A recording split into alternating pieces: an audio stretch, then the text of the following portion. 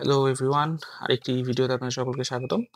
So এই ভিডিওতে আমরা দেখতেছি ট্রেস অফ ম্যাট্রিক্স। তো ট্রেসটা কি? ট্রেসটা হচ্ছে আমার যে ডায়াগোনাল আছে সেই ডায়াগোনালের সবগুলো ভ্যালুর যোগফল। ওকে? সো আমরা যদি এখানে দেখি আমরা একটু আগেই অর্থাৎ আগের ভিডিওতেই আমার কাছে একটু আগে বাট আপনাদের কাছে আগের ভিডিও।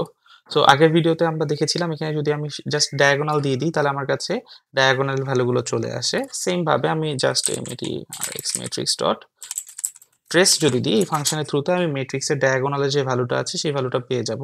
ফর এক্সাম্পল ৯ ৫ ১৪ আর একে ১৫, ঠিক আছে? আমার এটার যোগফল হচ্ছে 15। সেম জিনিসটাকে আমরা আরেকটা ভাবে করতে পারি। সেটা হচ্ছে আমরা সরাসরি সাম ইউজ করতে পারি। আমরা যদি সাম ইউজ করি সাম আম এটি rx matrix dot diagonal diagonal, ওকে?